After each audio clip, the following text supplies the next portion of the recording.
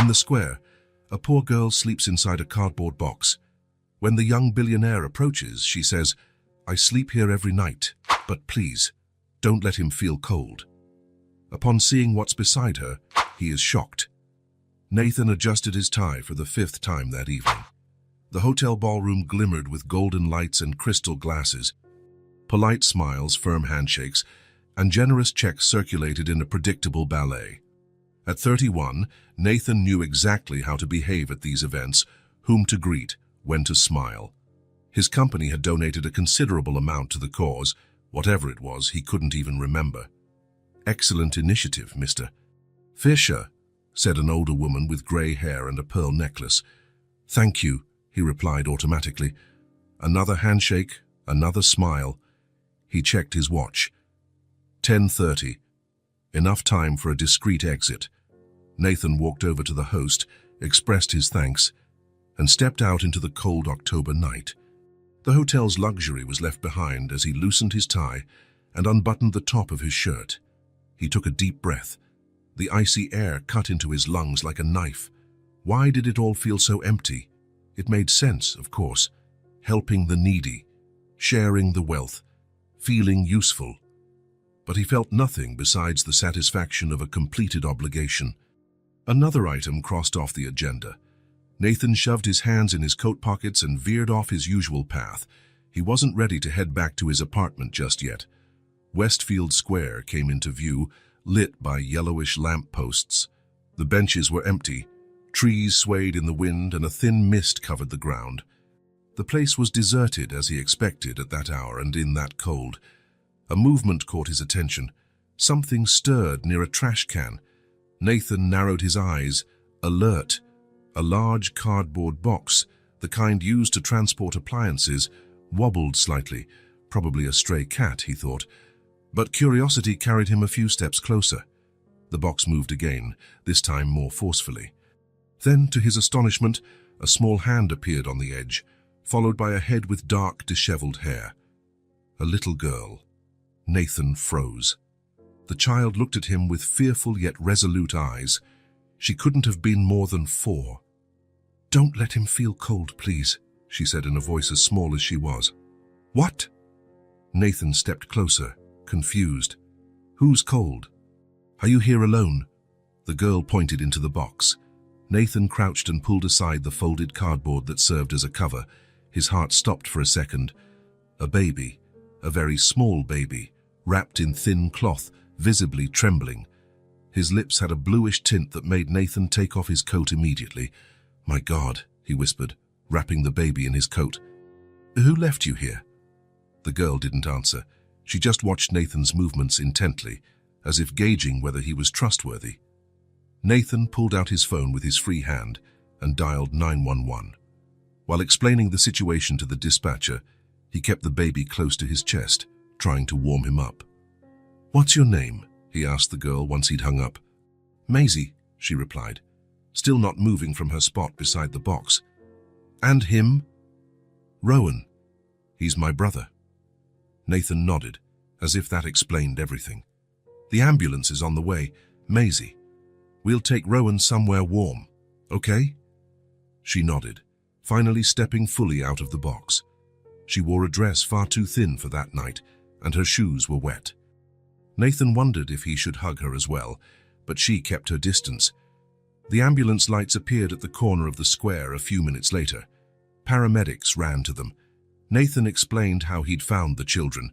A woman in uniform tried to take the baby, but met with resistance. "It's okay," said Nathan, surprising himself. "I'll carry him to the ambulance." Inside, Maisie sat close to Nathan, who was still holding Rowan. One paramedic checked the baby's vitals while the other drove quickly to the hospital. "Are you the father?" asked the paramedic. "No," Nathan answered. "I found them in the square, alone." The man nodded gravely. "This baby needs warmth and urgent care. Looks like he's only a few days old." Nathan glanced at Maisie, who was staring fixedly at her brother. He tried to imagine what was going through her head. How had these children ended up in a cardboard box, in an empty square, on a cold night like that? "Will he be okay?" Maisie asked, her voice barely audible. "We'll do our best, little one," replied the paramedic. Nathan felt a lump in his throat. A 4-year-old shouldn't have to worry about her brother's survival. She should be home, safe, listening to bedtime stories. Suddenly, Maisie began to sing. It wasn't exactly a song, no clear melody or sensible lyrics. It was more like a rhythmic whisper, with made-up words and soft tones. She leaned closer to her brother in Nathan's arms and continued her improvised lullaby. The baby, who had been restless until then, relaxed a little. His eyes remained closed, his irregular breathing unchanged, but his tiny body seemed less tense. "He likes it when I sing," Maisie explained as if it were the most natural thing in the world. "Mommy used to sing like this." At the hospital, Nathan should have left. His role ended there. He had found the children, called for help, taken them to the hospital. Mission accomplished. But something stopped him from leaving. Maybe it was the way Maisie held his hand when they entered the ER, or the silent plea in her eyes, begging not to be left alone again. He stayed. He sat in the waiting room while the doctors examined Rowan. Maisie stayed by his side, now wrapped in a blanket the nurse had given her. She didn't speak much, but her eyes said it all. Fear, worry, and a weight far too big for someone so small. "Are you hungry?" Nathan asked. She nodded. He bought sandwiches and juice from the hospital cafeteria. Maisie ate in silence, watching the door through which her brother had been taken. "You saved us," she said suddenly, between bites. Nathan swallowed hard. He didn't feel like a hero. He was just a man who happened to be in the right place at the right time. Or was it the wrong place at the wrong time? He couldn't decide. "Anyone would have done the same," he replied. Maisie shook her head. "No, a lot of people passed by and didn't see us." Those simple words hit Nathan like a punch. How many people had walked through that square before him? How many had heard a cry, noticed a moving box, and just kept going, wrapped up in their own lives? A nurse appeared at the waiting room door. "Mr. Fisher? The doctor would like to speak with you." Nathan hesitated, glancing at Maisie. He didn't want to leave her alone. "She can stay with me," offered the nurse, noticing his concern. "We'll find her some dry clothes." Maisie squeezed Nathan's hand. "You'll come back." "I promise," he replied, surprised by the sincerity in his own voice. The doctor was waiting in a small office, a middle-aged man with deep circles under his eyes and a tired but kind expression. "Mr. Fisher, I'm Dr. Harris. I wanted to thank you for what you did tonight." Nathan shook his head, uncomfortable with the gratitude. "How's the baby?" "We managed to stabilize him. Hypothermia, malnutrition, dehydration, but he's strong. He'll pull through. And then, what happens to him? And to his sister?" The doctor sighed, taking off his glasses and massaging the bridge of his nose. "It's a complicated situation. The girl told us a few things. Their mother died after giving birth, about a week ago. It seems it was a home birth without medical assistance. The father, well, it appears he just vanished. He abandoned them. So it seems. Maisie said her father left to get food a day after Rowan was born and never came back. They stayed alone in the apartment for 2 days until the landlord showed up demanding overdue rent. She got scared and ran off with her brother." Nathan felt a surge of anger. How could anyone abandon 2 children like that? "We've notified social services," the doctor continued. "They'll be placed in temporary foster care as soon as the baby is discharged." Foster care. The word weighed heavily in Nathan's stomach. He imagined Maisie and Rowan in a cold, impersonal place, separated from each other, waiting for a family that might never come. "How long will the baby stay in the hospital?" "At least a week, maybe longer, depending on how he responds to treatment." Nathan nodded, absorbing the information. A week, 7 days, 168 hours, an eternity for a 4-year-old who had just lost her mother and been abandoned by her father. "May I see him?" The doctor led him to the neonatal ICU. Rowan lay in an incubator, connected to tubes and monitors. He looked even smaller and more fragile under the hospital's white lights. "Would you like to bring Maisie to see him?" "If that's possible, yes." Minutes later, Maisie entered the room wearing hospital clothes, a child's pajama set that looked huge on her tiny frame. Her hair was combed, and her feet were now in clean, dry socks. She ran straight to the incubator as soon as she saw her brother. "Rowan!" A nurse lifted her so she could see better. Maisie placed her hand on the incubator's glass, as if trying to touch him through it. "Is he sleeping?" she asked. "Yes," the nurse replied. "He's resting to get strong." Maisie nodded, serious. Then, to everyone's surprise, she started singing again. That same melodyless tune, that same rhythmic whisper she had used in the ambulance. Nathan felt something stir in his chest. A pang that wasn't unpleasant but was definitely intense. He watched the little girl singing to her brother through the glass, protecting him in the only way she knew how. The nurse exchanged a look with the doctor. Something unspoken passed between them. "Has she been doing this since they arrived?" Dr. Harris asked. Nathan nodded. "On the way here, too, she said their mother sang like that." The doctor nodded thoughtfully. "It's amazing, the bond they share. She feels responsible for him, even being so young." Maisie kept singing, oblivious to the adults' conversation. Her world at that moment was just Rowan and that lullaby. "What's going to happen to them now?" asked Nathan, though he already knew the answer. "The social worker will come in the morning. They'll try to find a relative, but until then, I can take them." The words left his mouth before he could think. Nathan was as surprised as the doctor and the nurse. "I mean, until they find a relative or a permanent home," he quickly added. "I have space in my apartment. I can look after Maisie while Rowan stays in the hospital." Dr. Harris studied him for a moment. "You'll have to discuss this with social services. There are procedures to follow." "I understand, but at least for tonight, can she stay with me? Here at the hospital? I don't want her to be alone." The doctor hesitated, then agreed. "I'll arrange for an extra bed in the observation room. You can stay there tonight." Maisie finished her lullaby and turned to Nathan, as if only now noticing him again. "Is he going to be okay?" "He will," Nathan replied, surprised by the certainty in his own voice. "You two are going to be just fine. I promise." She studied him for a moment with eyes far too wise for her small face. Then, to his utter shock, she stretched out her arms toward him, asking to be picked up. Nathan scooped her up, feeling how light she was. Maisie rested her head on his shoulder, exhausted. In seconds, she was asleep. The weight of that child in his arms felt both strange and familiar, as if an empty space inside him, one he hadn't even known was there, had suddenly been filled. "I think I just made a promise I'm not sure I can keep," he whispered to the doctor. Dr. Harris smiled gently. The best promises usually are.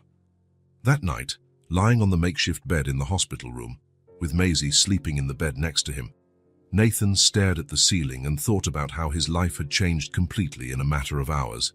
From an empty charity event to 2 abandoned children. From a solitary man to, what exactly? A temporary guardian. The soft sound of Maisie's breathing filled the silence of the room. It didn't seem fair that she had lost so much in so little time. It didn't seem fair that Rowan's life had started in a cardboard box. Maybe life wasn't about fairness, Nathan thought. Maybe it was about unexpected encounters in deserted squares, about empty hearts that suddenly find something to beat for. He closed his eyes, imagining what tomorrow would bring. The social worker, the questions, the paperwork. He had no idea how to convince them to let Maisie stay with him, even temporarily. He had no experience with children, no training, but he knew one thing for sure. He wouldn't leave those children alone again, not if he could help it. With that thought, Nathan finally fell asleep, while outside the city continued its life, indifferent to the small miracle that had taken place on that cold October night. 3 days passed with Nathan splitting his time between the hospital and work. Each night, he slept in the uncomfortable chair beside Rowan's incubator, while Maisie curled up on a makeshift couch. The nurses knew them by name now, and one of them always brought hot chocolate for Maisie on those cold mornings. On that Wednesday, Nathan arrived earlier than usual. He found Dr. Harris examining Rowan, who looked rosier and more active than in previous days. "Good news," the doctor said, smiling for the first time since they'd met. "This little guy's a fighter. He's responding better to treatment than we expected." Nathan felt immediate relief. "So he's out of danger. The critical phase has passed. Now it's all about gaining weight and strength." Maisie, who was drawing in a notebook donated by a nurse, lifted her head. "Can we take him home?" The doctor and Nathan exchanged looks. Home. The word hung in the air like a question without an answer. What home? The apartment they had shared with their mother was gone. A foster shelter was just that. Temporary. Dr. Harris cleared his throat. Technically, he could be discharged tomorrow, but, Nathan pressed, the social worker still hasn't found a temporary home available to take them. Shelters are overloaded this time of year. With the cold setting in, the children's department is swamped with cases. Nathan felt adrenaline course through his body. This was his chance, the opportunity he'd been waiting for since he inexplicably decided he wouldn't abandon these children. "They can stay with me." The doctor looked at him, surprised. "I thought your offer was just for that one night." "So did I," Nathan admitted, "but 3 days have passed and no one has come for them. I can't just leave them in a hospital corridor or an overcrowded shelter. Mr. Fisher, taking care of 2 children, especially a newborn, isn't simple. Do you have any experience with this?" Nathan swallowed hard. "No, but I can learn. I'll hire professional help, and it's only temporary until social services find a more permanent situation." Maisie was watching the conversation, her eyes moving between the 2 men, trying to decipher what was at stake. "You're going to let us live at your house?" she asked, with a hopeful voice that squeezed Nathan's heart. "If it's allowed, yes." Her smile lit up the room. "Will Rowan like your house?" "I hope so," he replied, unsure what else to say. His 2-bedroom apartment downtown wasn't exactly child-friendly. It was functional, minimalistic, not much personality, like his life up to that moment. Dr. Harris sighed. "I'll call Ms. Reynolds from Social Services. In the end, she's the one who decides." 2 hours later, Nathan was sitting before a middle-aged woman with grey hair pinned in a severe bun. Her thick-framed glasses slid down her nose as she examined his documents. "Mr. Fisher, I understand your concern, but there are procedures we must follow. We can't just release 2 vulnerable children to anyone who shows up." "I'm not just anyone," Nathan replied, trying to keep calm. "I'm the one who found them. I've spent the last 3 days with them. Maisie trusts me." Ms. Reynolds studied him over her glasses. "And what is your interest in this case? Why do you care so much?" The question caught him off guard. Why did he care so much? What did these children mean to him? A 31-year-old single man, career-focused, with no family plans. I can't explain," he finally admitted. "But when I found them in that square, something changed. I can't just go back to my life and pretend they don't exist." The social worker was silent for a moment, considering his words. Then, to Nathan's surprise, a slight smile appeared on her lips. "You know, Mr. Fisher, in this job we learn to be suspicious of people's motives. We see so many hard cases, so many sad stories. Sometimes when someone like you shows up, our first reaction is to suspect." She closed the folder. "But we also learn to recognize sincerity when we see it. And you do seem sincere. So, here's what we'll do. As a temporary measure, to prevent the children from ending up in an overcrowded shelter, I'll authorize them to stay under your provisional care, but with conditions." Nathan nodded, anxious. "What conditions?" "Regular visits from social services, a full interview regarding your background and financial status, an inspection of your apartment to ensure it's child-appropriate, and you'll need to take a short course on infant care." "I accept all the conditions." "One more thing," she added. "You'll have to hire professional help to care for the baby, at least for the first few weeks. A pediatric nurse or an experienced nanny. I was already planning on that." "Ms. Reynolds pushed her glasses back into place. "Very well then, I'll prepare the paperwork. If all goes well, the children can go home with you tomorrow." Nathan could hardly believe what he was hearing. He left the social worker's office feeling both elated and terrified. What was he doing? How would he turn his bachelor apartment into a home for 2 kids overnight? As he walked through the hospital corridor, his mind was already making lists. He would need a crib, diapers, clothes, bottles, suitable food for Maisie. And where would he put it all? His second bedroom was basically an office with just a desk and a couch. When he returned to the neonatal ICU to share the news with Maisie, she seemed to guess the answer from the look on his face. "We're going to live in your house?" she asked, her eyes shining. "For now, yes." She clapped her hands, excited. "Will I get my own room?" "Of course. I'll have everything ready by tomorrow." "Where's Rowan going to sleep?" Nathan hadn't thought that far. "In his own room, I guess," Maisie frowned. "But he's too little to be alone. What if he cries at night and no one hears?" Maybe he can stay in your room for now." She nodded, satisfied. "I'll take care of him. I know how to sing the song he likes." Nathan smiled, marveling at how mature this 4-year-old was.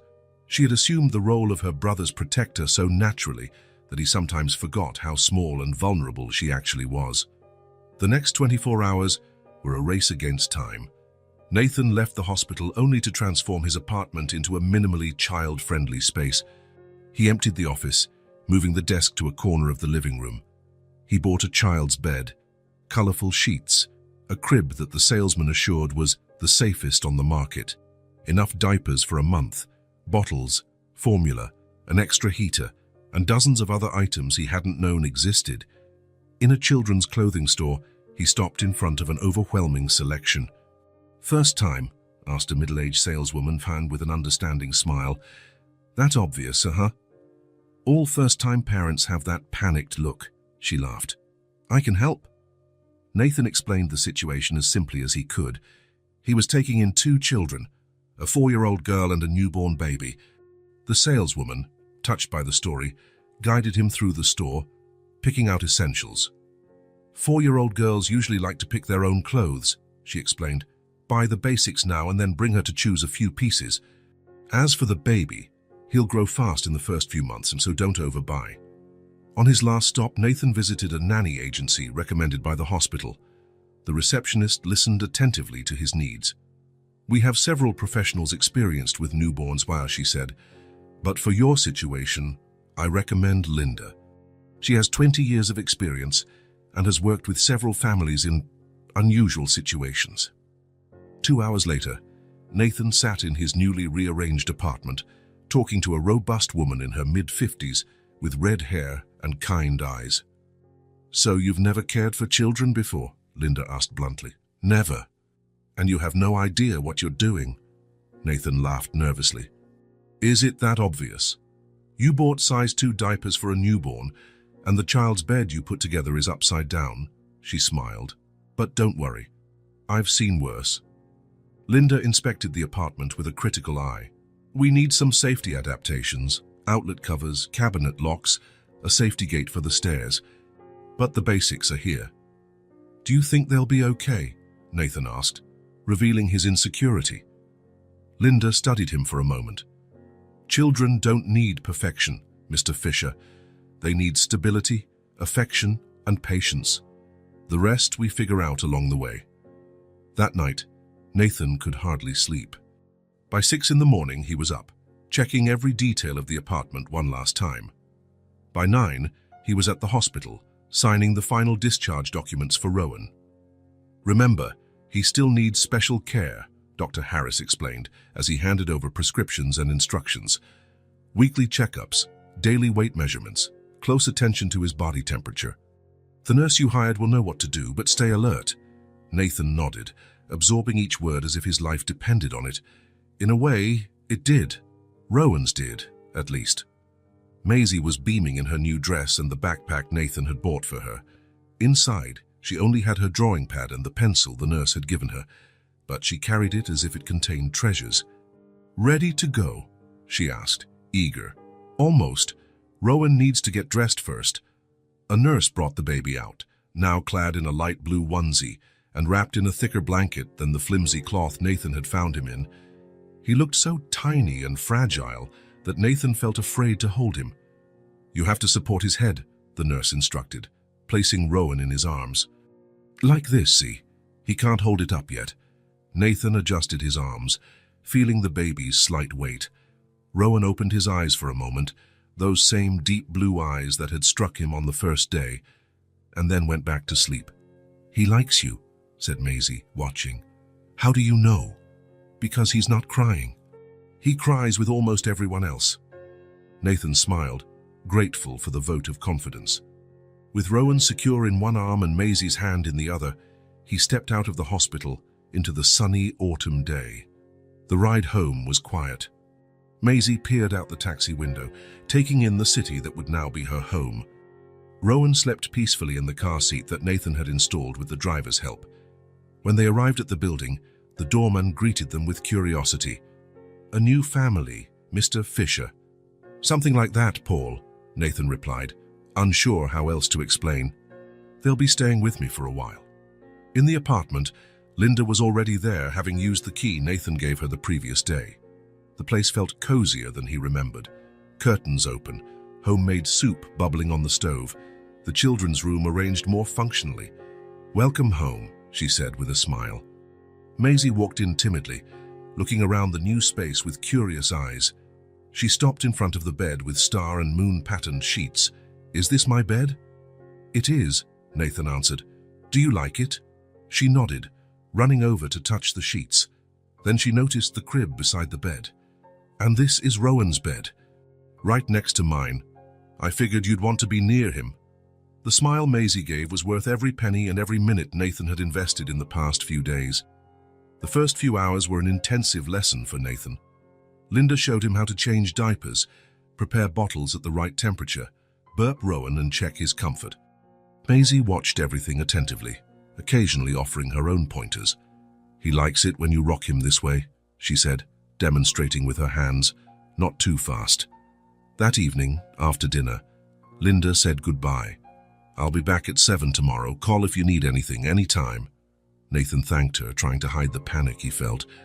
He'd be alone with the children for the first time. Following the instructions, he helped Maisie take a bath, brush her teeth, and change into new pajamas. Rowan got his last bottle of the day and was laid in the crib, clean and fed. "Bedtime," Nathan announced, attempting to sound confident. Maisie climbed into bed but didn't lie down. "How are you going to tell a story?" Nathan froze. He hadn't bought any children's books. "What kind of story would you like?" "Mommy always told the one about the princess who saved the dragon." "The princess saved the dragon? Isn't it usually the other way around?" Maisie shook her head.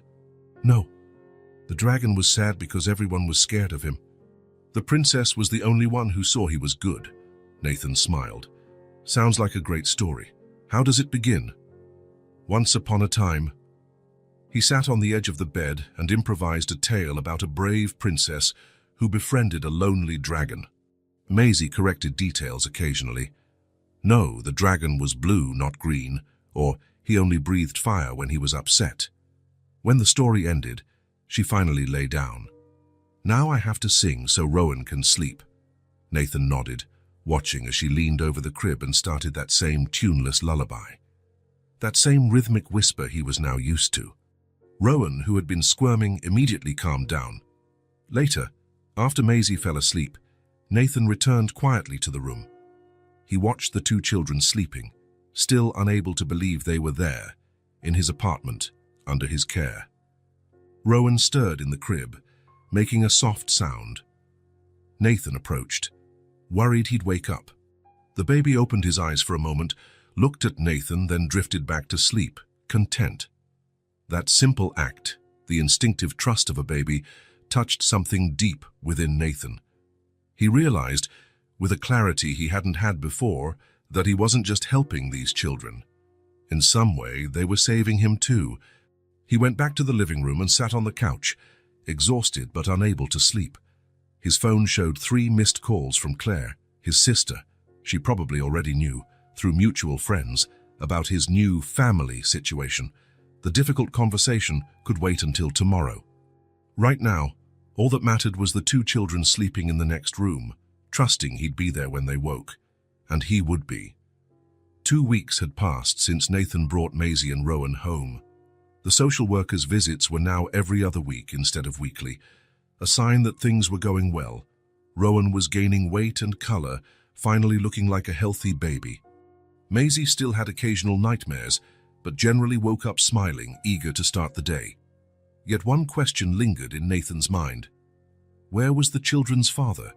How could a man simply abandon his kids like that? More importantly, was there a chance he might return one day to claim them? That last thought prompted Nathan to hire a private investigator, recommended by his lawyer. "So you want to find the kid's father," said Ray Martin, a man in his mid-50s with subtle scars on his face and eyes that seemed to have seen it all. "For what? To hand them back over?" Nathan felt a chill. "No, I need to know if he's a threat. If he'll show up one day wanting his kids back." Martin nodded, understanding. "What do you already know about him?" "Almost nothing.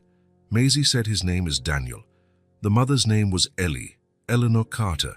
She died soon after Rowan was born, at home, with no medical help. That's all I've got." "Last apartment address?" 47 Hawkins Street, apartment 3C.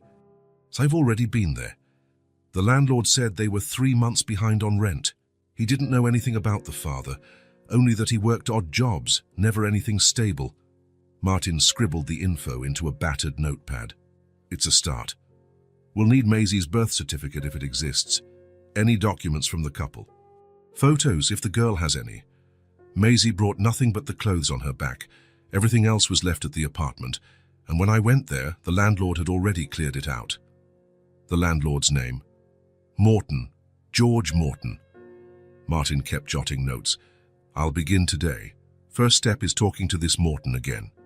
Then I'll check hospital records. Maisie had to be born somewhere. With luck, the father's full name is listed."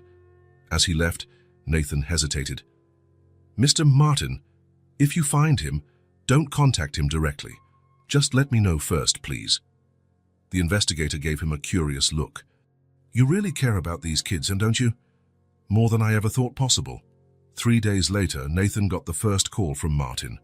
Apparently, the landlord had kept some of the tenants' personal belongings in a box, hoping they'd return. "Mostly documents," Martin explained, "including Maisie's birth certificate." The father's full name was Daniel Thomas Reed, born in Camden, New Jersey, 34 years ago. No current address, no record of steady employment for the past 2 years. Maisie's birth certificate showed that Eleanor Carter had been only 22 when Maisie was born and wasn't married to Daniel. "I'm following a few leads," Martin said. "He seems to have a pattern of temp jobs and frequent address changes. I'll check homeless shelters and social assistance centers. People like him often resort to those places." Nathan spent the next week personally visiting every shelter in the city. He showed a faded photo Martin had found among the belongings, a thin man with dark hair and a wary look. No one recognized him, or at least no one admitted to. At one shelter, he met a social worker named Diane, who showed particular interest in the case. "The stories I hear here every day would break your heart," she said as they walked through the shelter's courtyard. "People who lost everything, jobs, homes, families. Most don't start out wanting to abandon responsibilities. Life pushes them, one small mistake at a time." "Are you defending what he did?" Nathan asked, unable to hide his indignation. Diane shook her head. "There's no excuse for abandoning 2 children. I'm just saying there's always a story. And from what you've described, it sounds like Daniel was in free fall for a while." "How so?" "Temp jobs, overdue rent, a pregnant partner, a small child to support, no family to lean on. It's a recipe for disaster, especially if there's alcohol or drug abuse involved. Maisie never mentioned any of that. Kids are surprisingly good at normalizing tough situations," Diane noted. To her, whatever was happening was just normal. That conversation stayed in Nathan's mind for days. At night, he watched Maisie playing with her new toys or telling made-up stories to Rowan. What had she witnessed in her 4 short years? What kind of normal had she known before Nathan came into her life? Martin called at the end of the week. "I've got some info, but no recent leads on his whereabouts." They met at a cafe near Nathan's office. Martin looked tired. "I spoke to former co-workers, neighbors, people at the bars he used to frequent. The story's always the same. Daniel Reed was unstable, a heavy drinker. He worked just enough to scrape by, but things got worse in the weeks leading up to Rowan's birth. One witness said they saw him arguing violently with Eleanor 2 days before the birth." Nathan felt a knot in his chest. Was Maisie there? Probably. The apartment only had 1 room besides the bathroom. And after Eleanor died, Martin glanced at his notes. From what I gathered, Daniel went into shock. A neighbor heard the baby crying and knocked on the door, found Eleanor dead in bed, Daniel drunk on the floor, and Maisie trying to look after the newborn. The neighbor called an ambulance, but it was too late for Eleanor, postpartum hemorrhage, apparently. Nathan closed his eyes, picturing the scene. Maisie, at 4, having to deal with her brother's birth, her mother's death, her father's collapse. The next day, Martin continued, Daniel left saying he was going to find food. He never returned. That same neighbor fed Maisie and Rowan for 2 days until the landlord showed up. Maisie must have gotten scared and fled with the baby. What about relatives? Didn't Eleanor or Daniel have family?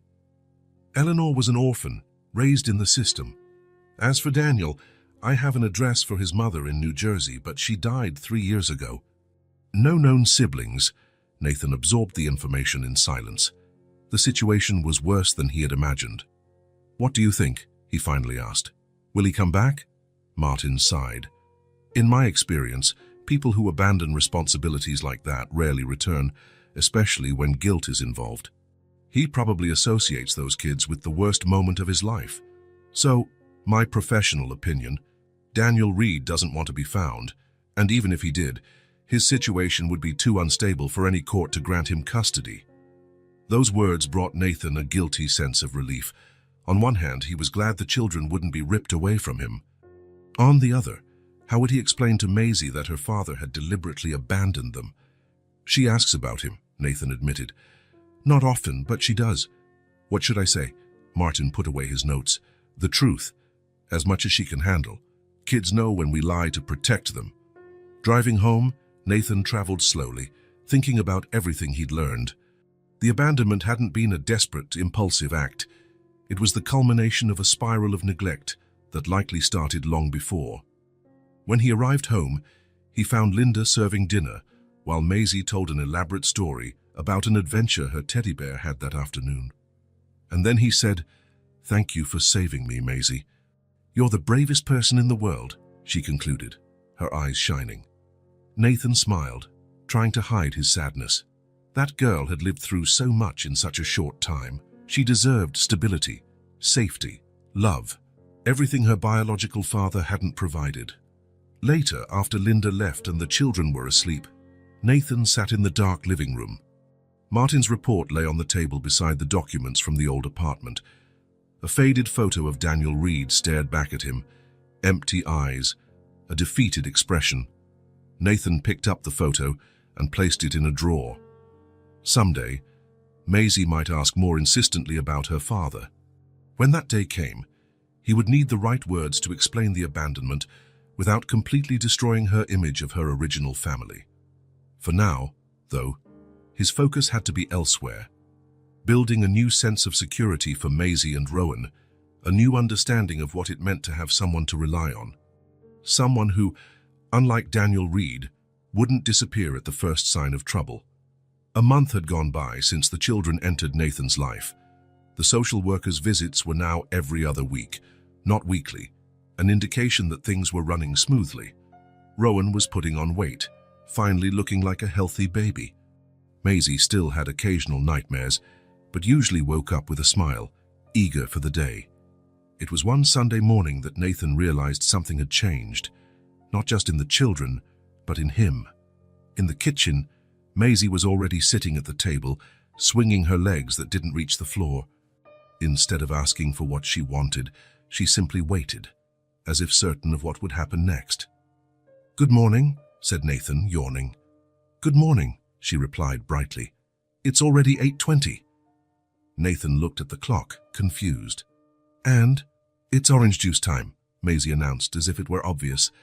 "Sunday mornings are for orange juice. Then we have pancakes." He smiled, surprised by her observation. He hadn't realized that his improvisations over the past few weeks had become an expectation, a pattern. On Sundays, he usually squeezed fresh oranges, something he'd never done before the kids arrived. And yes, he tried to make pancakes, though the results varied. "You're right," he said, taking oranges out of the fridge. "Want to help?" Maisie nodded, dragging the step stool he'd bought so she could reach the counter. Together, They cut the oranges and squeezed them in a manual juicer. She insisted on doing her part, though her small arms could barely apply enough pressure. "Is Rowan still asleep?" Nathan asked. "Yes. He always sleeps until 9:15 on Sundays." She spoke with the seriousness of a tiny expert. "On other days, he wakes up earlier." Again, Nathan was amazed. Maisie hadn't just noticed the emerging routine, she'd memorized it, categorized it, turned it into something predictable, something safe. "You like routines, don't you?" he commented while pouring juice into cups, a small plastic one for her, a larger one for him. Maisie thought for a moment, her brow furrowed. "Routines mean you know what's going to happen." "Yes, exactly." "Then I do like them," she confirmed, sipping her juice. "Before, I never knew what was going to happen." The simplicity of that statement hit Nathan hard. Of course she valued predictability. Her life before had been defined by the lack of it, never knowing if there'd be food, if her father would be sober, if they'd have to move again. In that moment, he made a silent promise. He would keep the routine she cherished so much. Not just the schedules and activities, but the feeling of safety that came with them. As he made pancake batter, he watched Maisie coloring at the table. She worked with intense focus, her tongue sticking out slightly. That was her habit when she was completely immersed in something. "What are you drawing?" he asked, curious. "It's a secret," she replied, covering the paper with her arm. "Only when it's done." From the next room came Rowan's waking noises, not crying, but the babbling he made when he was content, just announcing his presence. 9:12, Maisie announced, looking at the kitchen clock. "He woke up early today." Nathan smiled. "I'll go get him." "Wait," Maisie jumped off the chair. "I have to say good morning first." She dashed to the bedroom, and Nathan followed, curious. Standing beside the crib, Maisie rose on her tiptoes to see him better. "Good morning, Rowan. Today is Sunday. Orange juice and pancake day. We already made the juice." "You almost woke up right on time." Rowan smiled at the sight of his sister, waving his arms in recognition. At 2 months old, he was already reacting differently, more positively, to Maisie's voice. "Now Nathan can pick you up," she concluded, as though there was a protocol to follow. Nathan stepped forward, marveling at the interaction between siblings. He picked Rowan up carefully, feeling far more confident than on day one. The baby immediately snuggled against his shoulder, a gesture that always warmed Nathan's heart. Back in the kitchen, he placed Rowan in the baby seat, strategically positioned so he could see both the table and the stove. Maisie returned to her secret drawing, while Nathan finished making pancakes. Linda would arrive later, at 2. On Sundays, she only stayed a few hours, giving Nathan time with the kids, but also a break to handle personal tasks, though more and more, his personal tasks involved shopping for the children or meeting with his lawyer about custody matters. Breakfast followed its usual ritual. Maisie insisted on feeding Rowan a spoonful of mashed banana, explaining its benefits to him with comical seriousness. Nathan found himself laughing more than usual, enjoying every moment of this scene that, just a month ago, would have been unthinkable in his solitary life. After breakfast, it was Rowan's bath time, another part of the routine Maisie seemed to have catalogued in her mind. "Sunday is bath with the yellow ducky," she reminded him, pulling the toy from the bathroom shelf. "Tuesday and Thursday is with the blue fish." Nathan nodded as if this information were crucial to the functioning of the universe. In the small universe they were building together, maybe it was. He filled the baby tub with warm water, testing the temperature with his elbow the way Linda had shown him. Maisie handed him everything he needed with the efficiency of a tiny surgical assistant. Mild soap, a soft towel, a clean diaper, a chosen outfit. "Ah, you're a great helper," Nathan praised, gently washing Rowan's back. Maisie beamed with pride. "I've always helped take care of him, ever since he was born." Her words, spoken so casually, reminded Nathan that for Maisie, caring for her brother wasn't just play or novelty. It was a responsibility she had carried since witnessing his birth under tragic circumstances. "You know you don't have to be responsible for everything, right?" Nathan said gently. "I'm here to help now. And Linda too." Maisie looked at him, thoughtful. "But I like helping." And you help a lot. I just want you to know you can also just be a kid. She seemed confused by the concept. What do you mean? Play, draw, make a mess sometimes. Not worry so much. Maisie pondered for a moment. Can I do both? Help with Rowan and also be a kid? Nathan felt a sudden swell of emotion in his throat. Of course you can.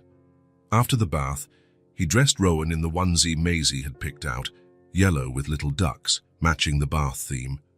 The coordinating choice made Nathan smile.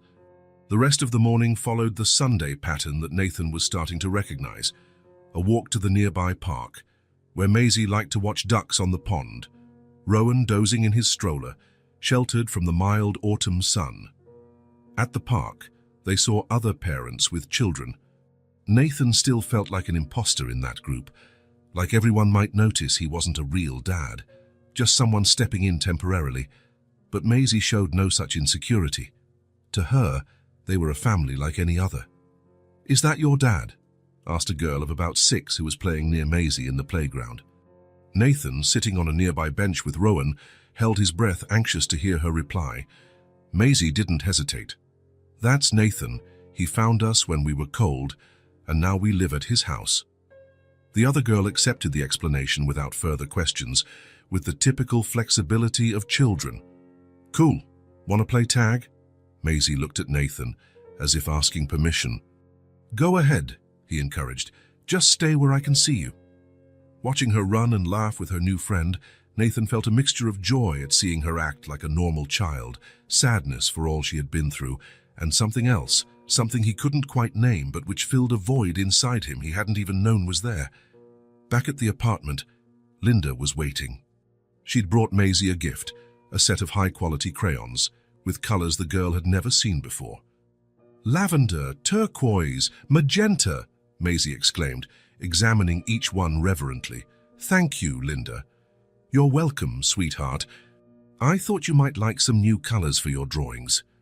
While Linda prepared lunch, Maisie returned to the small table in the living room, enthralled by her new treasures. She resumed her secret drawing from earlier, reinvigorated. Nathan used the time to answer a few work emails. Since the children arrived, he'd reduced his hours at the office, working remotely whenever possible. His co-workers had been surprisingly understanding, especially after meeting Maisie and Rowan during a visit to the office. Sunday lunch had its own ritual too. It was the meal they ate in the living room, watching a movie or cartoon, a rule Maisie had come up with, and Nathan couldn't bear to break. Today's choice was an animated film about animals forming a band. Maisie sat between Nathan and Linda on the couch, carefully balancing her plate. Rowan was in Nathan's lap, dozing off after his bottle. This is my favorite day, Maisie declared between bites. Sunday, Nathan asked. Yes, everyone is together. The simplicity of her statement touched both Nathan and Linda. It was true. Sunday was the only day everyone was around at the same time, without hurry as without outside obligations. After lunch, while Linda tidied up the kitchen, Maisie brought over the drawing she had finally finished. She found Nathan as he was putting Rowan down for his afternoon nap. All done, she announced, extending the paper. I finished it. Nathan looked at the drawing and felt his heart skip a beat. There were 3 figures, clearly identifiable despite the childish style. A small one in a red dress, Maisie, an even smaller one in blue, Rowan, and a taller one in brown pants, Nathan. They were holding hands in front of a yellow house with a red triangular roof, a simplified version of the apartment they lived in. Above the figures, in uneven, colorful letters, were the words, Our family. It's beautiful, Maisie, Nathan said, voice thick with emotion. This is our house, she explained, pointing, and these are us. Our family, Nathan read aloud, tracing his finger over the colorful letters. Maisie nodded. Linda helped me write it, just a little. I did the drawing all by myself. Nathan hugged her, unable to put into words what he felt. Maisie returned the hug with a surprising strength for someone so small. I'm going to put it on the fridge, he decided, when he could finally speak. Linda, who had been watching from the doorway, smiled. After Maisie left to put away her new crayons, she approached Nathan, who was still gazing at the drawing with misty eyes. "The kids have already decided," Linda said softly. "You belong to them." Nathan looked at her, taken aback by the remark. "Kids are wiser than we think," Linda continued. "They know a home when they see one. And you've given them that. Not just a roof and food, but security and love." "I still feel like an imposter sometimes," Nathan admitted. "Like at any moment someone's going to show up and say I made a mistake, that I'm not qualified for this." Linda chuckled quietly. "No parent ever feels fully qualified, believe me, even those who plan for years. Parenthood is like that. You learn on the job, one day at a time." That evening, after Linda left, the routine continued. Dinner at 6, Maisie's bath at 7, story time at 7:30, Rowan's last bottle at 8. Sitting in the armchair in the children's room, Nathan read a story about a rabbit that got lost in the forest and found its way home by following the stars. Maisie listened attentively from her bed while he rocked Rowan in his other arm. "Do stars help you find your way?" she asked when the story ended. "They used to, a long time ago. Sailors used them as maps." Maisie looked out the window, where a few stars were visible in the darkening sky. "I think the stars helped me find you." Nathan felt a lump in his throat. "How so?" "When we were in the box, I saw a star through the crack. I asked it to send someone nice. Then you showed up." He couldn't answer right away. Finally, he said, "Then I owe that star a thank you, someday." "She already knows," Maisie said, with the absolute confidence of a child. After placing Rowan in his crib and making sure Maisie was asleep, Nathan returned to the living room. The apartment was quiet, but not in the oppressive way it used to be. It was a comfortable silence, full of life. On the fridge, held up by colorful magnets, Maisie's drawing seemed to glow in the kitchen light. "Our family," the crooked letters proclaimed, and Nathan realized he could no longer imagine life without those two kids. Lying in bed later, he replayed the day in his mind. The fresh orange juice, Rowan's bath, the walk in the park, the drawing, the bedtime story. A simple routine built around the needs and preferences of two little beings who had entered his life so unexpectedly. Before the kids, his Sundays had been filled with extra work, the occasional gym session, and long hours of streaming, trying not to think about the coming week. Now every moment seemed to have purpose and meaning. For the first time in a long while, perhaps in his entire adult life, Nathan fell asleep smiling, certain that, come morning, there would be someone waiting for him, someone who cared about him, someone who would call for him as soon as they woke, eager to start another day together. The routine Maisie had created wasn't just a sequence of events. It was a silent statement. "We're here to stay, we're a family, and you, Nathan, are part of it." Sunday dinner at the Fisher household had always been an inviolable tradition. Nathan had skipped it the past few weeks, always with the same excuse. The children. His mother finally put her foot down, insisting he come. "We need to talk about this temporary arrangement of yours," she said on the phone, making it clear the family had opinions about the matter. Today, for the first time since Maisie and Rowan came into his life, Nathan left them at home with Linda, who kindly offered to stay the whole evening in case dinner ran long. Maisie protested at first. "Why can't we go too?" she asked, her big eyes filled with disappointment. "It's just a boring grown-up dinner," Nathan explained, smoothing her hair. "Besides, you'll meet my family soon. I promise." The truth, which he didn't dare tell Maisie, was that he needed to prepare the ground first. And, knowing his family, he suspected the conversation to come wouldn't be appropriate for a child's ears. Driving to the suburb where he grew up, Nathan rehearsed mentally what he would say. How would he explain the transformation in his life?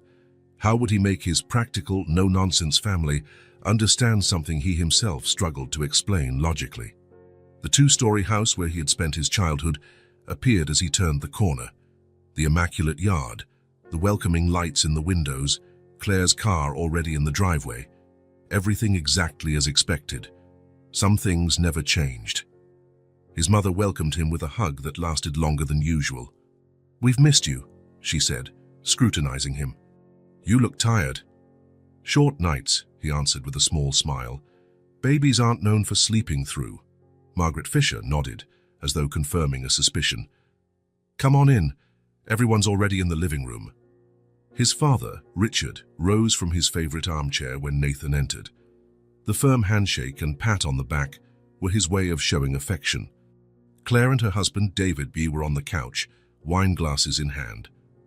"The father of the family finally arrives," Claire teased, her tone a blend of irony and curiosity. Nathan accepted the provocation with a smile. "Good evening to you too." Dinner unfolded with the usual polished efficiency, typical of the Fisher family gatherings.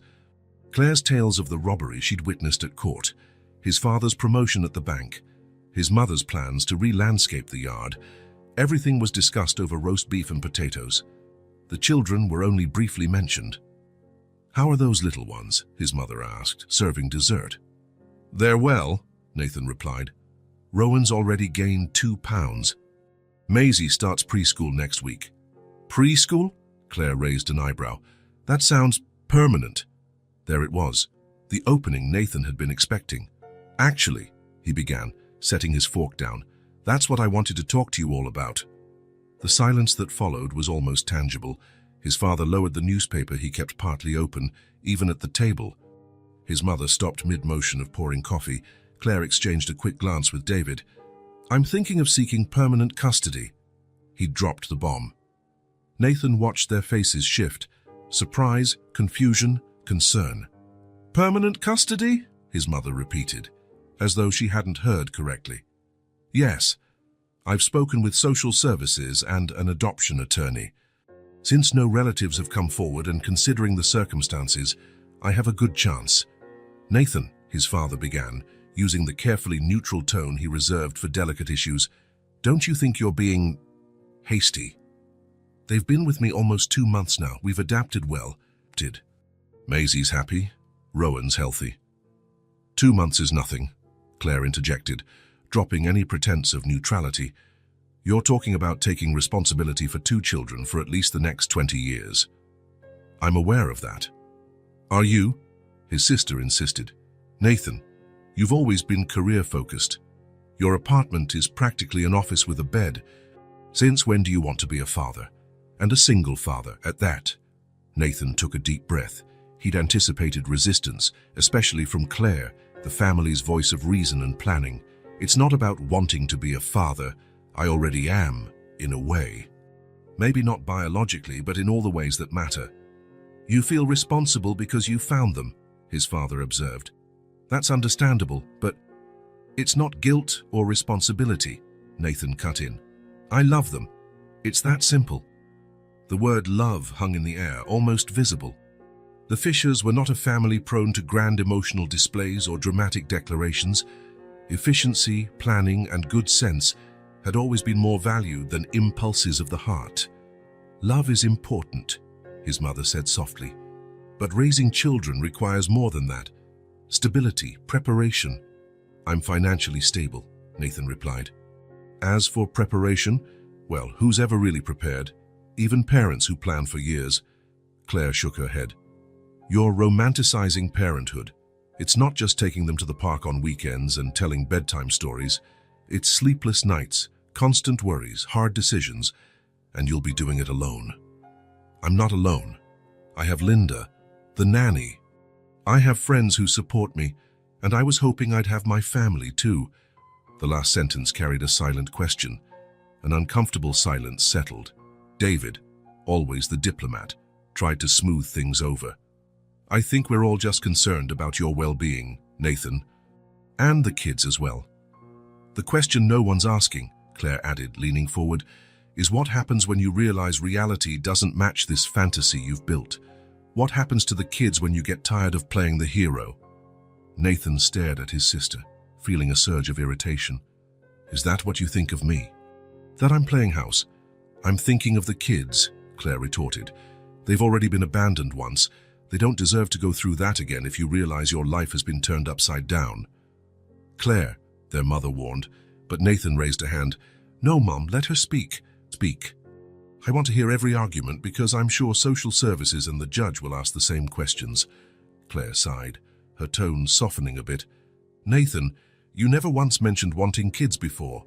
You're not even in a stable relationship." Suddenly you decide you want to be a dad to two traumatized children. Life rarely follows our plans, he replied. Sometimes the best things are the ones we never planned for.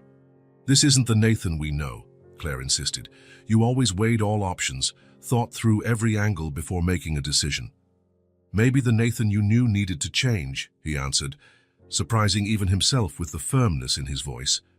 You're making decisions with your heart, not your head, Claire concluded, delivering the verdict Nathan had expected. What if I am? He challenged.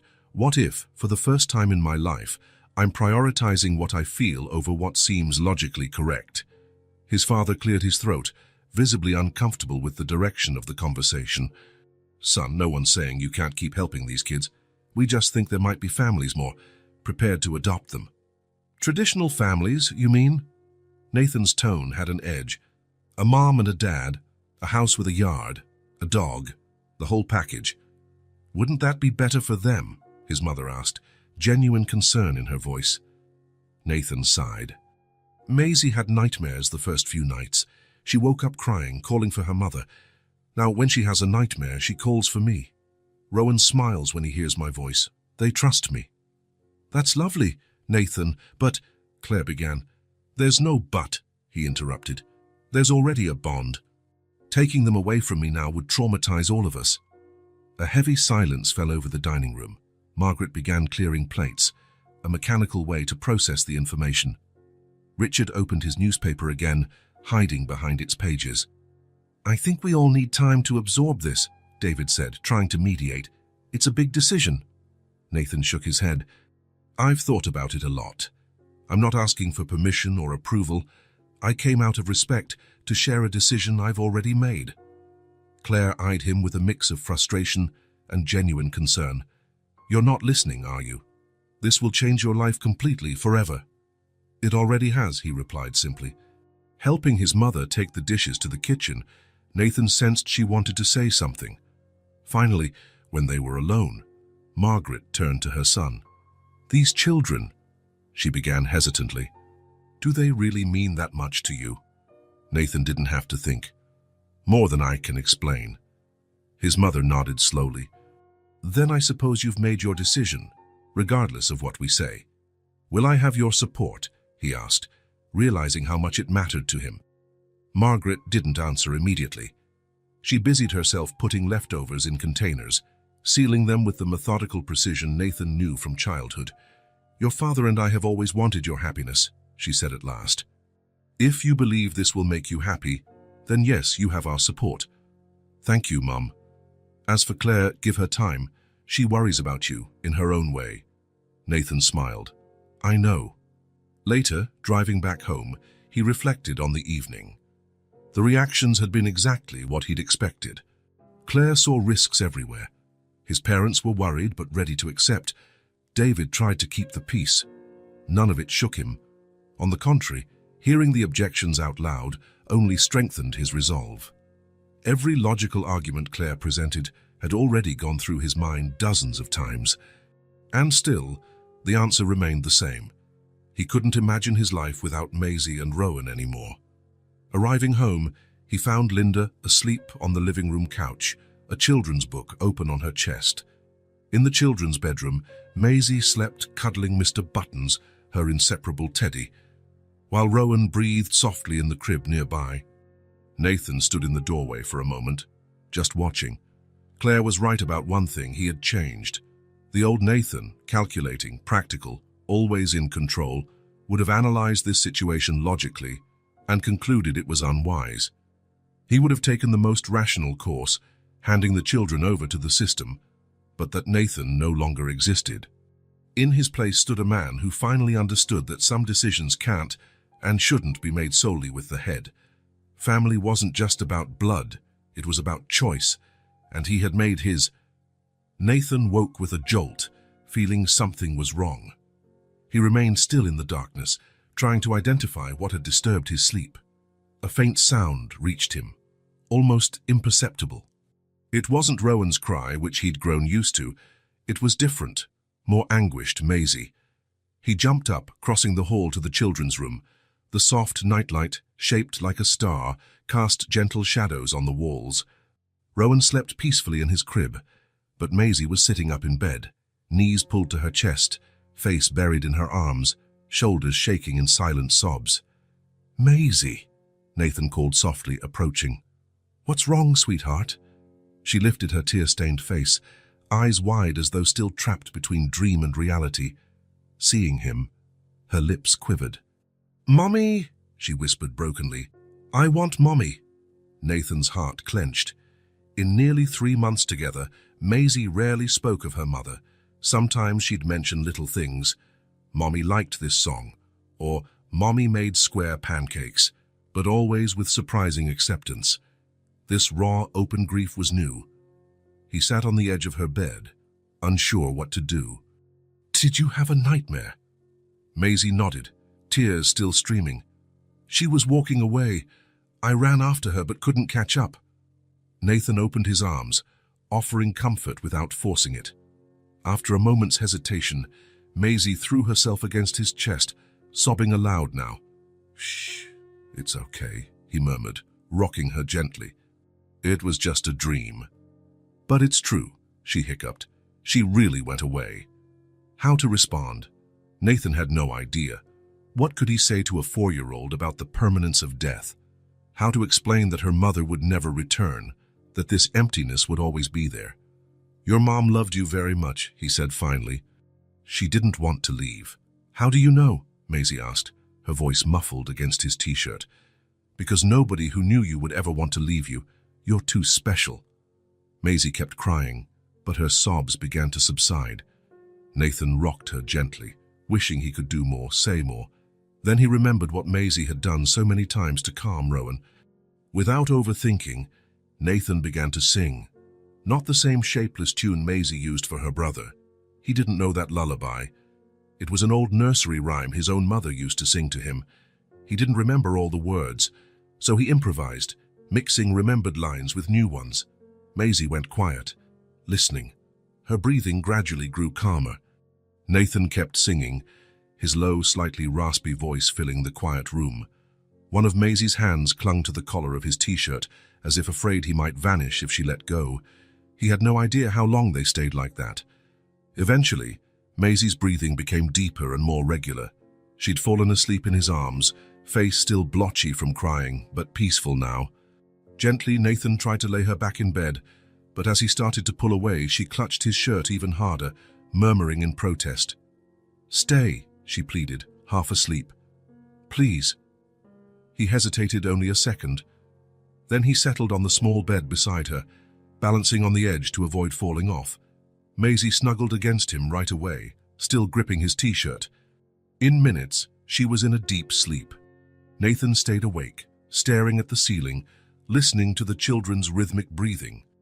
Maisie's nightmare brought up questions he'd been avoiding. What if the children were placed with another family? How would they handle yet another loss? How would he handle it? The thought of not having Maisie and Rowan in his life was unbearable. They were no longer just the kids he found in the square. They were his kids. Not by blood, but by every shared moment, every laugh, every tear. Right there on that bed, too small for him, with Maisie clinging to his t-shirt like her life depended on it, Nathan made his final decision. He wouldn't just care for them as long as needed. He would make them his permanent family. He would file for full custody as soon as possible. With that resolution, he finally fell asleep. In the morning, Nathan woke to a gentle nudge on his shoulder. He opened his eyes, momentarily confused about where he was. Linda stood by the bed, wearing an unreadable expression. "Sorry to wake you," she whispered. "I've been here 10 minutes, and no one answered." I got worried. Nathan sat up carefully, not to wake Maisie, who still slept soundly. His neck ached from the awkward position. She had a nightmare, he explained softly. Was crying for her mother. Linda nodded, compassionate. "That's normal. Honestly, it's surprising it didn't happen sooner. Kids often process grief in unexpected ways, at unexpected times." Nathan ran a hand through his hair, trying to gather his thoughts. "Linda, I need to talk to you. I've made an important decision." They left the room quietly. In the kitchen, while Linda prepared coffee, Nathan explained his intention to file for permanent custody of the children. "It's about time," she replied, surprising him. "I was wondering when you'd see the obvious. The obvious? That the three of you are a family." Linda handed him a cup. "The way you look at them and how they respond to you, it's special.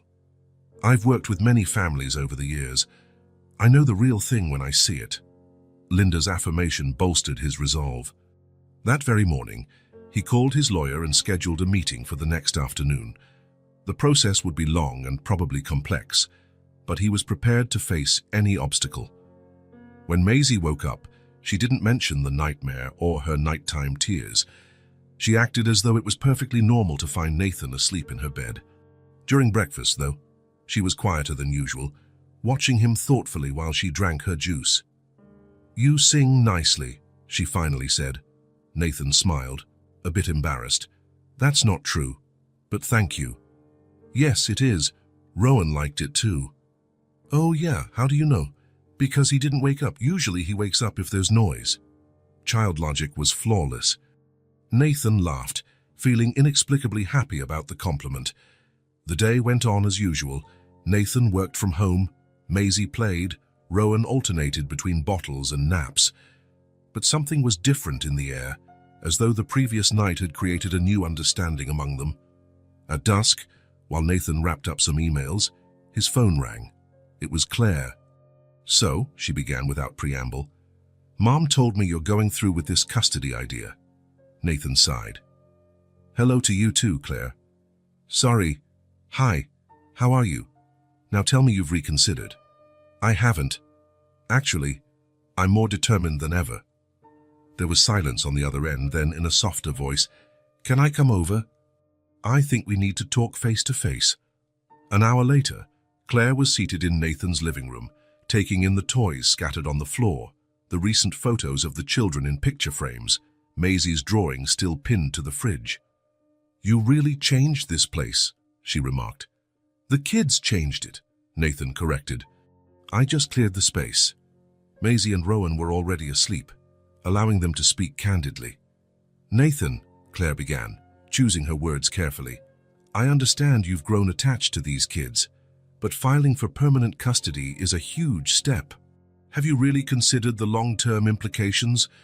I've thought of little else for the past 3 months, and you still want to go through with it?" "More than ever," Claire sighed, frustrated. "What happened to my pragmatic brother, the one who made pro and con lists before buying a new fridge?" "He met 2 kids in a square," Nathan replied simply, "and decided some things are more important than lists." "Nathan, please, think clearly. You're 31, sir, with a promising career, an entire future ahead. Taking on 2 traumatized children will limit your options in every way. Or maybe expand my life in ways I never imagined." Claire shook her head, exasperated. "What about relationships? Have you thought how hard dating will be as a single father of 2? "Honestly, no. That's not a priority right now." "And in 2 years, 5, 10, when reality sets in and the initial excitement fades?" Nathan studied his sister for a moment. Claire had always been the family planner, always thinking 5 steps ahead. He admired that quality, even when it drove him crazy. "Claire, I understand your concern, truly, but I need you to understand something. This isn't a whim. It's not a phase. It's a conscious decision based on a real bond we've built." "You barely know them," she insisted. "I know enough. I know Maisie can't sleep without Mr. Buttons. I know Rowan smiles brightest in the morning. I know both need stability, safety, and love, things I can give them. Other families could offer that too, more established families with more experience." Nathan drew a long breath, trying to stay calm. "Claire, last night Maisie woke up crying. Had a nightmare about her mom. You know what I did? I sat beside her and sang until she fell asleep. I didn't know the perfect words, didn't know if I was doing it right, but I did my best and it worked." Claire remained silent, watching him. "And this morning, she said she liked my voice, that Rowan liked it too." He smiled at the memory. "Don't you see, I'm not just babysitting, we're building something together day by day. Memories, trust, love." "I still think you're being impulsive," Claire said, though her tone had softened. "And that's not typical of you." Maybe I needed to be more impulsive. Maybe I needed to listen to my heart more and my head less. A soft sound came from the hallway. Nathan and Claire turned to see Maisie standing at the living room entrance, rubbing her eyes sleepily. Mr. Buttons clutched firmly in one hand. "Hi," she said, looking curiously at Claire. "Hi, Maisie," Claire responded, her tone instantly gentler. "Remember me? I'm Nathan's sister." Maisie nodded, still watching her cautiously. Then she turned to Nathan. "I had a dream." "Another nightmare?" he asked and worried. "No." She came over, climbing onto the couch between them. "A good dream. We were all in the park.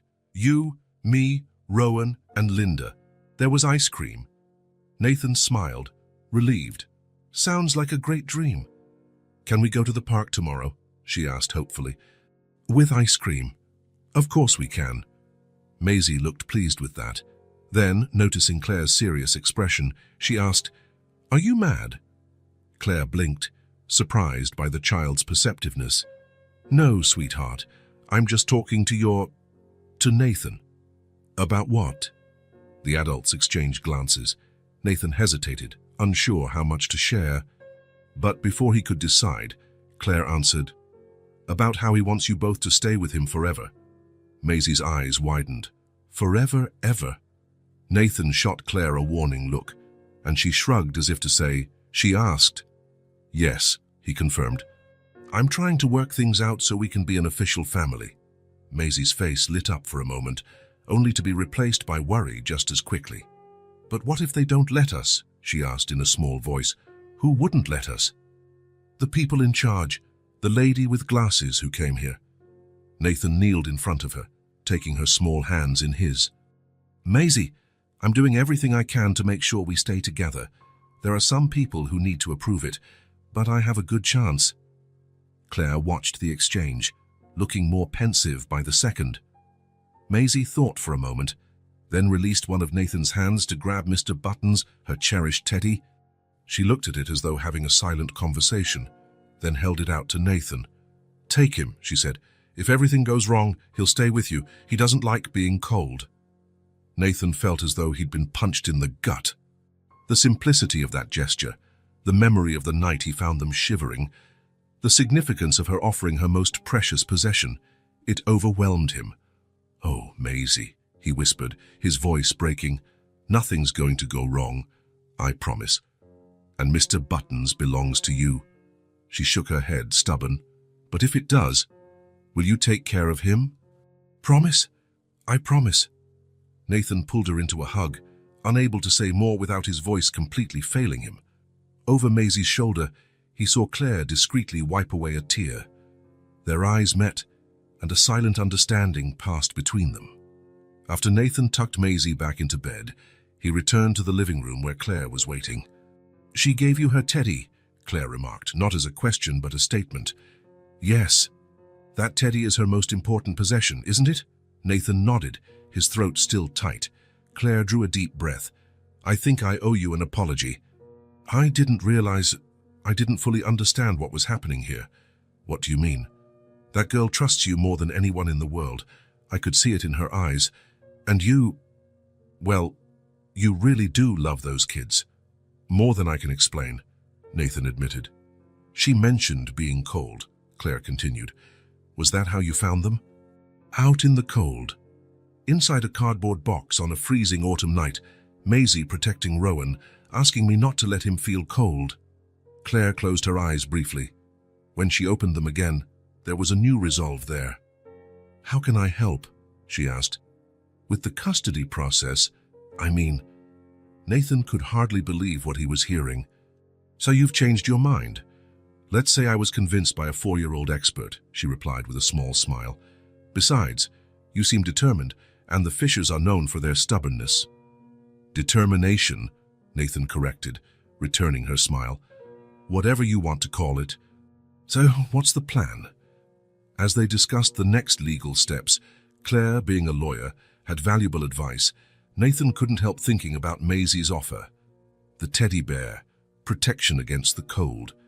How could a 4-year-old comprehend so much about loss and separation? How could she be so strong and so vulnerable at the same time? At that moment, Nathan realized he truly couldn't imagine his life without Maisie and Rowan. It wasn't about doing the right thing or helping children in need. It was about feeling complete, about belonging. Claire interrupted his thoughts. "What are you thinking about? You seem a million miles away." "I was thinking about what I told Maisie, about us being an official family. And I realized we already are one.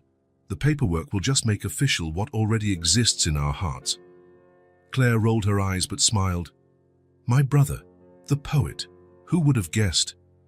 Later, after Claire left, Nathan checked on the children one last time before bed.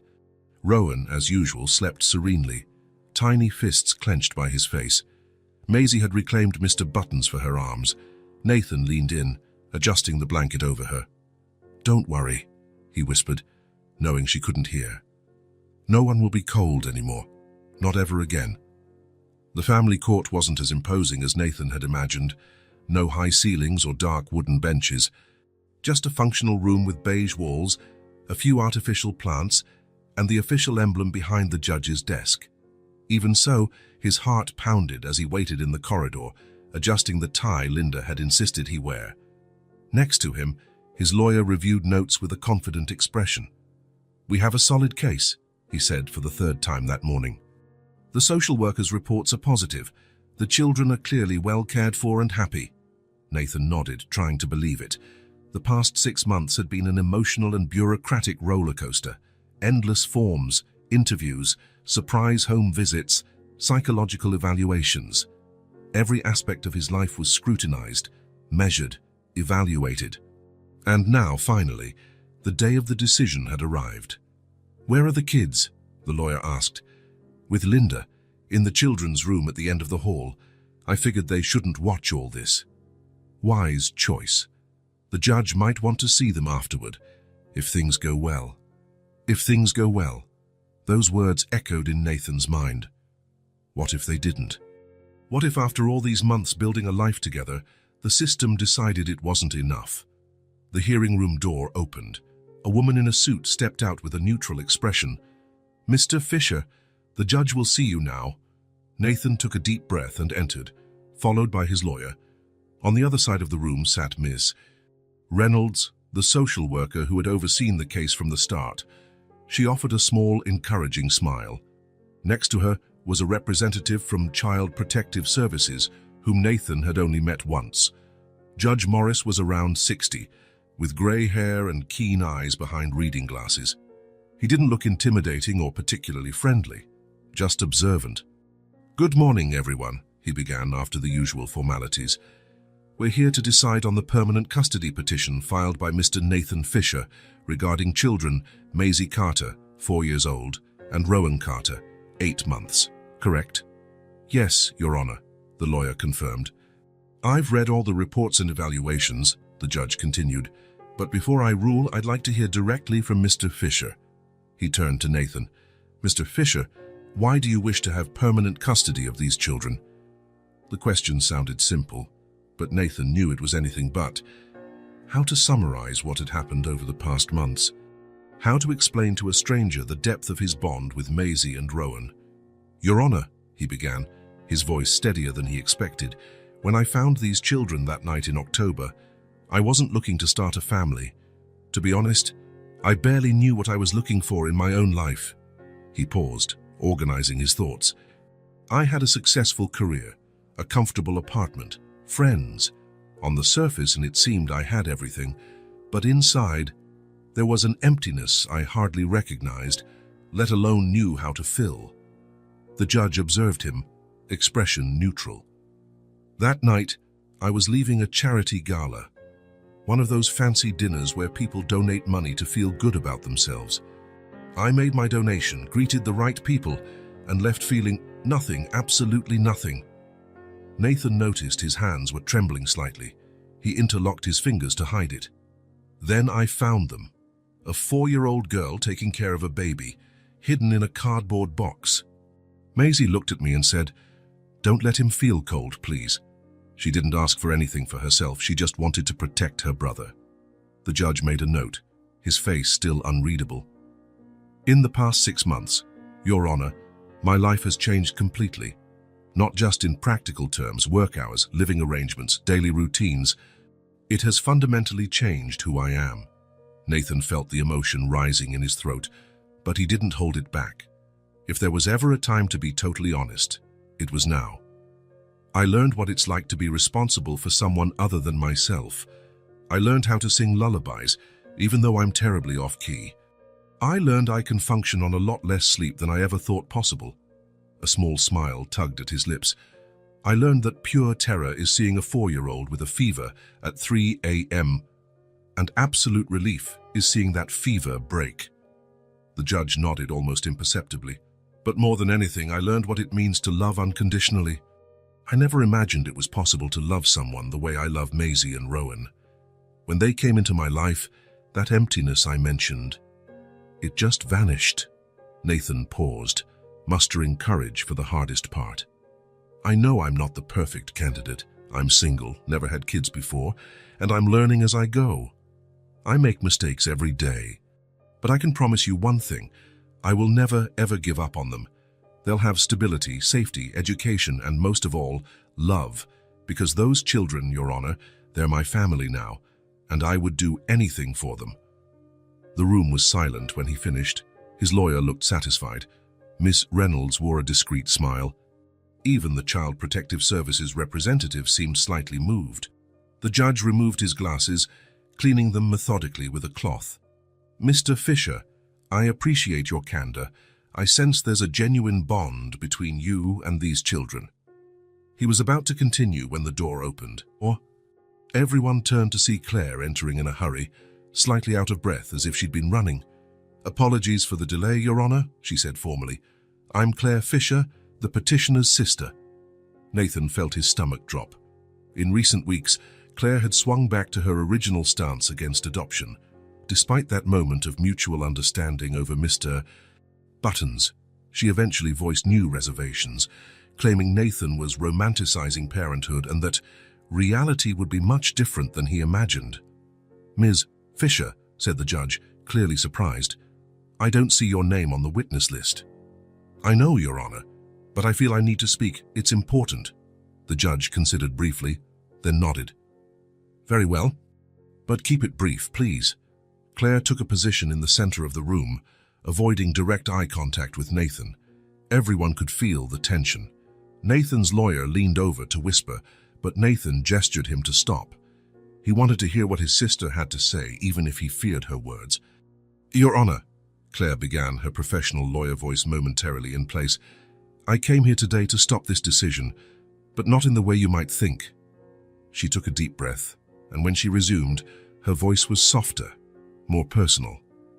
6 months ago, when my brother told me he found 2 abandoned children and decided to care for them, I thought he'd lost his mind. Nathan has always been the rational one in our family, the planner, the cautious one. This decision seemed completely out of character. Nathan watched her, unable to read her expression. I argued against it. I listed all the reasons it would be hard, all the sacrifices he'd have to make, all the complications that would arise. I said he was being impulsive, emotional, irrational. Claire paused, finally looking straight at Nathan. Tears shone in her eyes, something he rarely saw. I was wrong, she said, voice quivering. Completely wrong. In the past months, I've seen my brother care for these kids with more love than many parents I know. He's changed. And to be honest, I've changed too, just watching it. The words hung heavy with emotion. Nathan felt his own vision blur with tears he tried to hold back. Maisie and Rowan couldn't have a better father, Claire continued. And yes, Your Honor, I said father. Because that's what Nathan is to them now. Not a temporary guardian, not just a caregiver, but a father in every sense that matters. Claire wiped a tear discreetly. As a lawyer, I understand the system is here to protect children, to make sure they have the best home possible. And I can testify, without any doubt, that the best home for Maisie and Rowan is with my brother. When she finished, the silence in the room was tangible. Nathan wanted to stand up, hug his sister, and thank her, but he stayed put, mindful of courtroom protocol. The judge adjusted his glasses, looking from Claire to Nathan and then at the others present. Finally, he gestured to the social worker. "Miss Reynolds, anything to add?" "Only to reaffirm what I've included in my reports, Your Honor. The children are thriving under Mr. Fisher's care. There is an undeniable bond among them. My official recommendation is to grant permanent custody." The judge nodded, flipping through some documents in front of him. When he looked at Nathan again, there was a warmth in his expression that hadn't been there before. "Mr. Fisher, in my 30 years on the bench, I've learned to recognize sincerity when I see it. And what I see here today is a family. Not a traditional one, perhaps, but definitely a family." Nathan barely dared to breathe. "Based on the testimony heard today, the social services reports, and all the evidence presented, I'm prepared to give my ruling." The judge sat up straighter. "I hereby grant full and permanent custody of Maisie Carter and Rowan Carter to Nathan Fisher, with all the rights and responsibilities that entails." The words took a moment to sink in. When Nathan finally understood, an overwhelming wave of emotion almost made him collapse. He had to grip the table to steady himself. "Thank you, Your Honor," he managed to say, voice shaking. "Thank you." The judge smiled. "I'd like to meet your children now, Mr. Fisher. Could you bring them in?" Minutes later, Nathan returned with Maisie holding his hand and Rowan in his arms. The little girl looked around curiously, but showed none of the fear she might have months ago. "Maisie, Rowan," said the judge, noticeably softer in tone. "You've just officially gained a dad. How do you feel about that?" Maisie looked at Nathan, then at the judge. "He was already our dad," she answered simply with a child's frank wisdom. "Now everybody knows it." A gentle laugh passed through the room. The judge nodded, visibly touched. "You are absolutely right, young lady." While the final documents were signed, Claire approached Nathan wordlessly. They hugged, Rowan nestled comfortably between them. Maisie joined in, wrapping her arms around their legs. Leaving the courthouse, Nathan carried Maisie in one arm and Rowan in the other. The April sun shone brightly, as if celebrating with them. His eyes were damp, but his heart had never felt lighter. He was no longer just the man who'd found them on a cold night, who had temporarily taken them in, who had learned to love them. Now, in the eyes of the law and the world, he was what his heart had known for months. He was their father. 6 months after the hearing, life had settled into a rhythm at the Fisher home. The apartment was new, larger, brighter, with a room for each child and a small balcony for stargazing at night. But the real change was in the life that pulsed within it. Where once there was order and silence, there were now scattered toys, laughter, and the occasional baby cry, which, strangely enough, Nathan wouldn't trade for anything. On the main wall of the living room, carefully framed, hung one of Maisie's drawings, 3 figures holding hands in front of a yellow house, with the words "No more cold here" written in big, colorful, uneven letters on top. It was the first picture she'd made after moving to the new apartment. Whenever Nathan looked at it, he felt a profound certainty. He had finally found his home. Mornings were a symphony of organized chaos. On this particular morning, Nathan was more nervous than usual. It was Maisie's first day of primary school. She insisted on choosing her own outfit, a blue dress with silver stars and red sneakers. "Is everything in my backpack?" she asked, meticulously checking her school supplies. "My lunch, my pencil case, Mr. Buttons." "Mr. Buttons is going too?" Nathan asked, hiding a smile while feeding Rowan. "He'll stay hidden in my bag," Maisie whispered, "just so I won't be nervous." On the way to school, Maisie chatted excitedly about the friends she planned to make. But when they arrived at the colorful gate, her small hand gripped Nathan's with surprising strength. "What if nobody likes me?" she whispered. Nathan knelt to eye level. "Impossible. You're the coolest person I know." That brought a smile to her face. Shoulders squared like a tiny warrior, Maisie entered the classroom with one final wave. "See you at 3, Dad, Dad." The word still sent a wave of warmth through Nathan's chest every time he heard it. Of all the titles he'd held in life, none meant as much as this one. Back home, he found Linda trying to convince Rowan to eat carrot puree, with little success. "Pa, pa, pa," babbled the baby when he saw Nathan stretching out his chubby arms. "He just said Papa," Linda exclaimed, as if witnessing a miracle. "Did you hear that?" "Technically, he said Papa Pa, which could mean anything," Nathan replied, though his heart leaped. "Papa," Rowan insisted, pointing directly at him. Linda gave Nathan a triumphant look. "You were saying?" Life had changed in every aspect.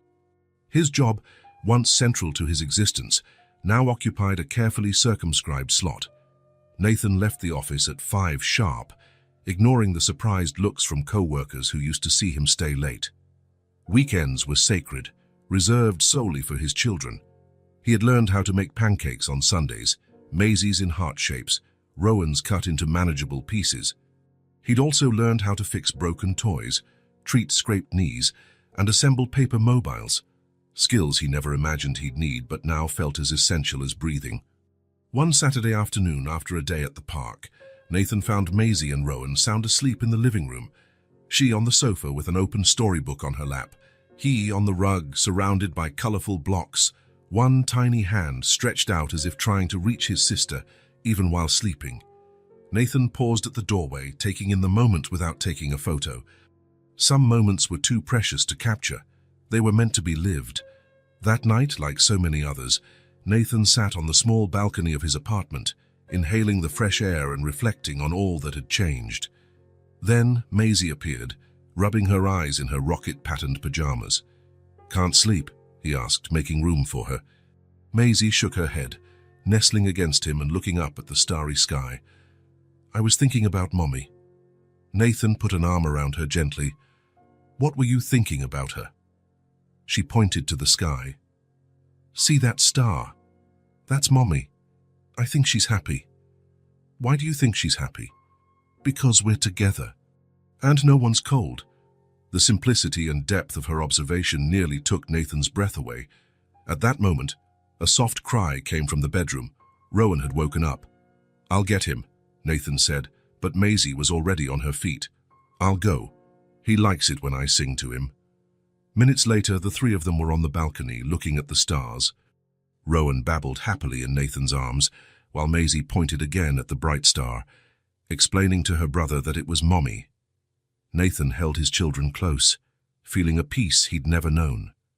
He'd spent so much time chasing success and fulfillment, never suspecting they'd come in the form of 2 children abandoned in a cardboard box. Now he understood.